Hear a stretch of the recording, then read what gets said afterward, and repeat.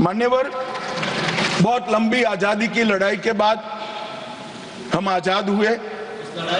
जब हम आजाद हुए तब दुनिया भर के कई राजनीतिक पंडितों ने कई आगाहियां की थी कि ये देश बिखर जाएगा, शायद बन ही नहीं पाएगा।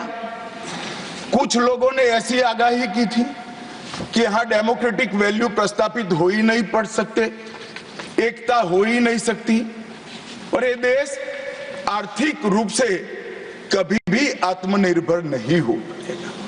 और आज जब 75 साल के समय के बाद संविधान को स्वीकार करने के बाद पीछे मुड़कर देखते हैं तो सरदार पटेल का मैं धन्यवाद करना चाहता हूं कि सरदार साहब के अथक परिश्रम के कारण आज देश एक होकर मजबूती से दुनिया के सामने खड़ा।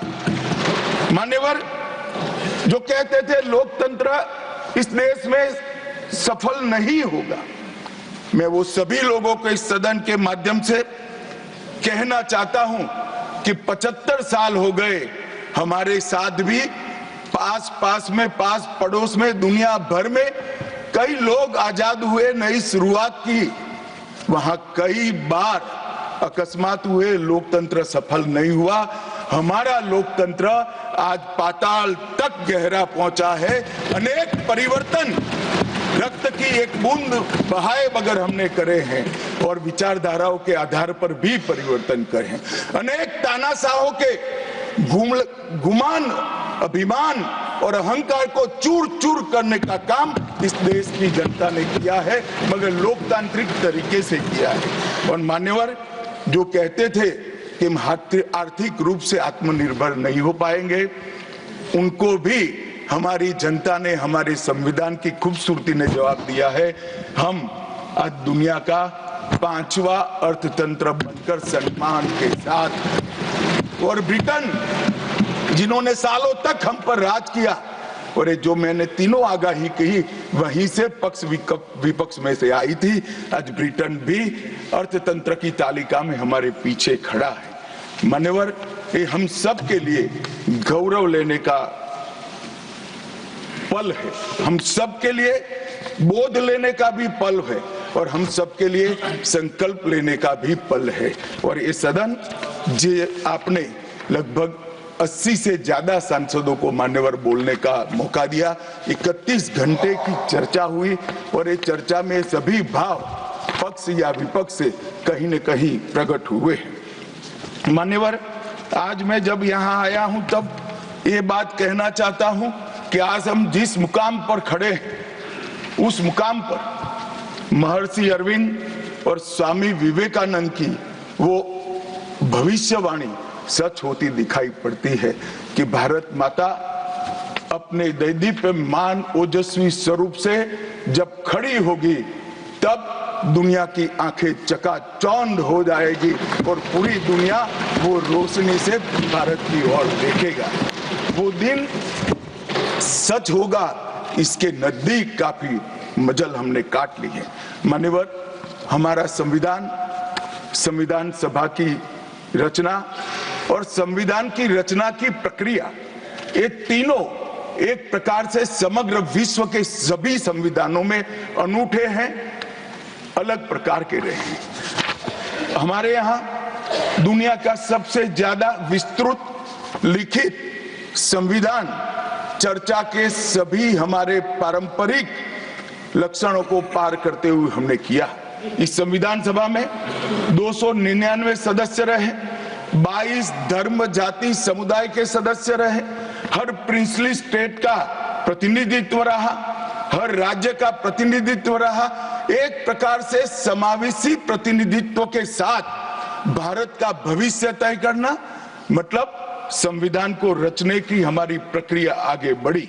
2 वर्ष 11 माह और 18 दिन तक अहर्निश चर्चा चलती रही, विस्तृत चर्चा चलती रही। देश के भविष्य, देश चलाने के नियम और देश की परंपरा को समाहित करते हुए देश को आगे ले जाने का संकल्प इतनी विस्तृत चर्चा के बाद बना।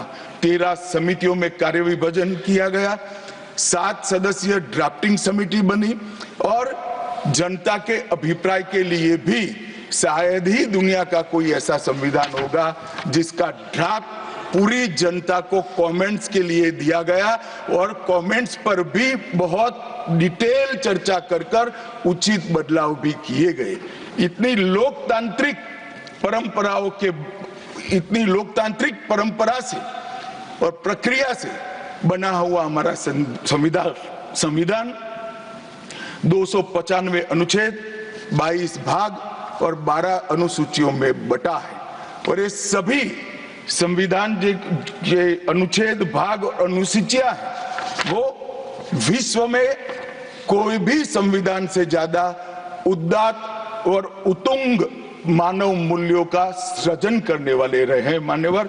इसलिए हम सबको इस पर गर्व है और हम सब ये संविधान को हमेशा मस्तक झुकाकर प्रणाम करते हैं। मैं एक विशेष उल्लेख करना चाहूंगा मान्यवर, नंदलाल बोस जो गुरुवर टैगोर के अंतेवासी थे, बहुत बड़े कलाकार थे, इन्होंने 4 वर्ष का समय लेकर संविधान को सजाने का काम किया और उन्होंने जो संविधान लिखा गया था इसके अनुरूप घटनाओं को संविधान के अंदर उकेरने का भी काम किया। इतिहास, धर्म, संस्कृति और परंपरा, सबसे मानव जीवन के उच्च मूल्य देने वाली सभी संदेशों को, घटनाओं को उन्होंने चित्र रूप में यहाँ पर उकेरा।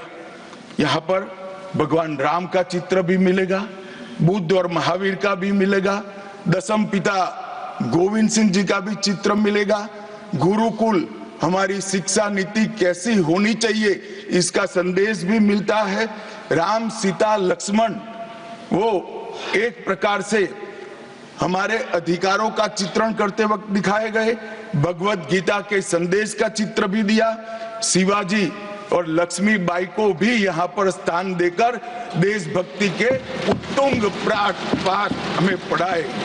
नालंदा यूनिवर्सिटी हमारी प्राचीन शिक्षा पद्धति का हमें स्मरण कराती है और नटराज जीवन में बैलेंस कैसे होना चाहिए वो बैलेंस के सिद्धांत को भी प्रतिरूपित करता है। मैंने आज थोड़ा यहाँ आने से पहले क्या क्या चर्चा हुई राज्यसभा में, उसमें हमारे एक सम्मानीय सदस्य ने कहा कि चर्चा का स्तर कितना नीचा हो गया है कि यहाँ चित्रों की चर्चा हो रही है। मान्यवर, अगर संदेश लेना नहीं आता तो संविधान का भी कोई उपयोग नहीं। ये सारे जो चित्र लगाए हैं वो हमारे हजारों साल से चलने वाले हमारे राष्ट्र के जीवन को उद्घोषित करने वाले